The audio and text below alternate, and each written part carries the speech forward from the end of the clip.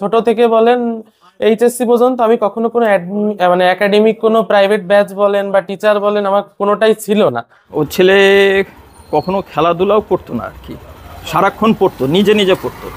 আমার সন্তানটা আপনারা বললে হয়তো হতভাগ্য হয়, এই বর্তমান জানেন যে মোবাইল ছাড়া কোনো মানুষ চলতে পারে না, কিন্তু সে আজ পর্যন্ত এই পর্যায়ে এসছে, তার একটা কোনো ধরনের একটা বাটন সেট পর্যন্ত তার কিন্তু নাই। মেডিকেল ভর্তি পরীক্ষায় দেশ সেরা সুশোভন বাসার এক অদম্য মেধাবীর গল্প। মেডিকেল কলেজে 2024-25 শিক্ষাবর্ষের এমবিবিএস প্রথম বর্ষে ভর্তি পরীক্ষায় মেধা তালিকায় সারা দেশে প্রথম হয়েছেন খুলনার সুশোভন বাসার। সুশোভন বাসার খুলনা নগরের আজিজের মোড় এলাকায় ভাড়া বাসায় থাকেন। তার জন্মস্থান সাতক্ষীরায়। তিনি সুভাষচন্দ্র বাসারের একমাত্র ছেলে। সুভাষচন্দ্র খুলনা নগরের টিএনটি আদর্শ মাধ্যমিক বিদ্যালয়ের ইংরেজি বিষয়ের শিক্ষক।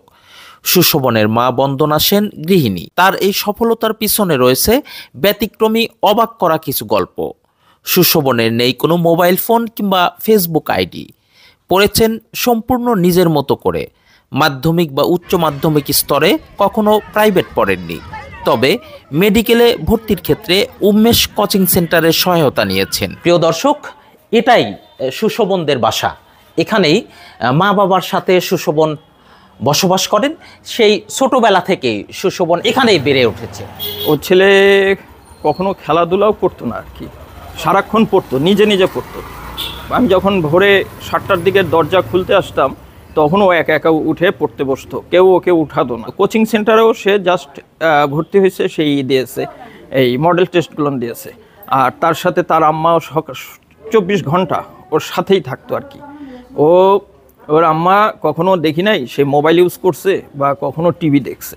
ছেলের পাশে সবসময় বসা থাকতো এবং ছেলে খুব ভালো, খুবই ভদ্র। একটাই ছেলে, ওনার একটাই ছেলে, ছেলের মতন ছেলে। সুশোভন আমার প্রতিবেশী। আমি এখান থেকে আসা যাওয়ার সময় দেখেছি ও সবসময় নিজের উদ্যোগেই লেখাপড়া করেছে এবং স্কুল কলেজের কথা যেটা বলেছেন, ও শুধু নামমাত্র স্কুল কলেজে ছিলেন, বাস্তবে ও নিজেই লেখাপড়া করতো ওর উদ্যোগেই। এক কথায় বলা যায় সে তার নিজের উদ্যোগেই সে এই পর্যন্ত এসেছে।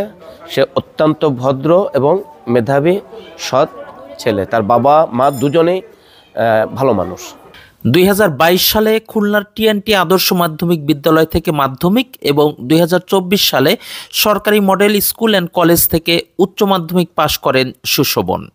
উভয় পরীক্ষাতেই পান জিপিএ 5। সেটা আমাদের জন্য গর্ব, আমাদের অহংকার। আমাদের বিদ্যালয়ে সে প্রায় 10 বছর যাবৎ পড়াশুনো করেছে, প্রাইমারি থেকে শুরু করে মাধ্যমিক বিদ্যালয়।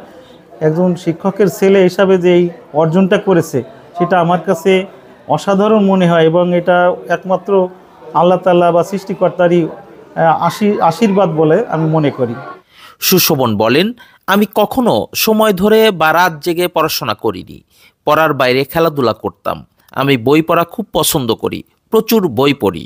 এভারেজ আমি 10-12 ঘন্টা পড়ছি, কিন্তু আমি ওভাবে ধরে পড়িনি যে আমার আজকে পড়তেই হবে 12 ঘন্টা বা আমার আজকে 15 ঘন্টা পড়তে হবে। আমি এরকম কখনো ধরিনি। আমি সবসময় নিজের উইক পয়েন্ট গুলো বা নিজের সমস্যাগুলো আইডেন্টিফাই করে নিজে টপিক অনুযায়ী ভাগ করে নিয়ে সেই অনুযায়ী পড়াশোনা করছি। যে আমার হয়তো আজকের পড়া হয়তো আমার 8 ঘন্টা হয়ে যাচ্ছে, কিন্তু পরে কালকের পড়া হয়তো আমার আরো বেশি সময় লাগছে। তো এটা আসলে নিজের উপর ডিপেন্ড করে। একটা স্টুডেন্টের স্বতন্ত্রতা আমি মনে করি। এটা মানে ওইভাবে বলার কোনো উপায় নেই যে আমি এত ঘন্টা পড়েছি বলে যে অন্যরা এত ঘন্টা পড়লে হবে, এরকম কোনো কথা নেই। কোন স্কুলে পড়ছি বা কোন কলেজে পড়ছি সেটা বড় নয়, বরং আমি কি পড়ছি, কতটুকু পড়ছি বা কতটুকু ইফেক্ট দিয়ে পড়তে পারছি, সেটাই আমি মনে করি সব থেকে বেশি গুরুত্বপূর্ণ। আমি নিউরোলজিটা খুব পছন্দ করি।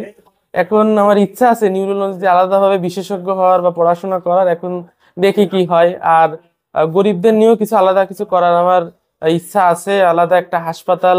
তাতে আমি জানি না কতটুকু পারবো, তবে আমি আমার সর্বোচ্চ চেষ্টা করব। আমি দেশবাসীর কাছে দোয়া এবং আশীর্বাদ প্রার্থী। আপনারা আমাকে দুহাত ভরে আশীর্বাদ করবেন যাতে আমি আমার অভিষ্ট লক্ষ্যে পৌঁছে যেতে পারি। ছেলেকে নিয়ে স্বপ্নটা এখন আরো বড়। বাবা মায়ের চিকিৎসক হয়ে দেশের গরিব অসহায় মানুষের পাশে দাঁড়াবে, এমনটাই প্রত্যাশা তাদের। আমি বাবা হিসাবে অবশ্যই তো গর্বিত। আমার সন্তানটা আপনারা বললে হয়তো হতভাগ্য হয়, এই বর্তমান জানেন যে মোবাইল ছাড়া কোনো মানুষ চলতে পারে না, কিন্তু সে আজ পর্যন্ত এই পর্যায়ে এসছে, তার একটা কোনো ধরনের একটা বাটন সেট পর্যন্ত তার কিন্তু নাই। সারা দেশের মানুষের কাছে আমি তার জন্য দোয়া কামনা করছি যেন সে ভবিষ্যতে একজন ভালো ডাক্তার হয়ে মানুষের সেবা করতে পারে। সুশোভন বাসার 2024-25 শিক্ষাবর্ষে মেডিকেল অ্যাডমিশন টেস্টে সারা বাংলাদেশে প্রথম হয়েছেন। বাবা একদিকে শিক্ষক হিসাবে তাকে সাপোর্ট করেছেন, অন্যদিকে বাবা হিসাবে সুশোভন বাসারের উপরে তার স্নেহের পরশ তো ছিলই। সুশোভন বাসারের আগামী দিনের জন্য শুভকামনা রইল।